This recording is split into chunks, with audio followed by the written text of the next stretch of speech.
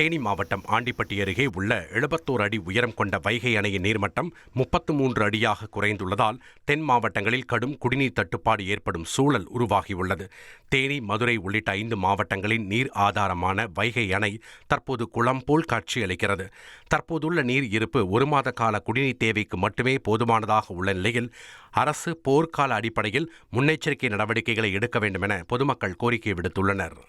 10 ஆண்டுகளுக்கு மேல ஆச்சு. இந்த மாதிரி ஒரு வறட்சியான சூழ்நிலை, டேம் இந்த மாதிரி ஒரு வெட்ட வெளிச்சமா, அதாவது பாறைகள் எல்லாம் வெளியே தெரிகிற அளவுக்கு தண்ணீர் குறைஞ்சிருக்கு.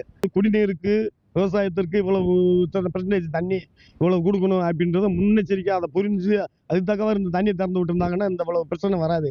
வேடை காலம் இப்பதான் ஆரம்பிக்குது. இந்த வெயில் இப்பதான் ஆரம்பிக்குது. இன்னும் 3 மாதங்கள்ன்ற போது தண்ணி டேம்ல ஒரு கம்மா தண்ணி, ஒரு வாய்க்கால் தண்ணி கூட இருக்காது. அந்த மாதிரி சூழ்நிலை இப்ப நிலவிட்டு இருக்கு.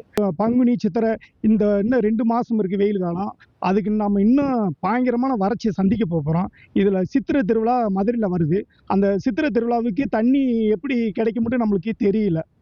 1,27,00,000 மனங்களை வென்ற தந்தி டிவி யூடியூப் சேனல். தவிர்க்க முடியாத தம்ப்நெயில்ஸ், கலக்கலான கான்டென்ட்ஸ். நீங்களும் இந்த குடும்பத்தில் இணைய இப்பவே சப்ஸ்கிரைப் பண்ணுங்க. அசுரபலம் கொண்ட எங்கள் டிஜிட்டல் கரங்களில் உங்கள் விளம்பரங்களை சேர்க்க வாட்ஸ்அப் பண்ணுங்க. 8939888378. Email advtthanditv@dttv.in.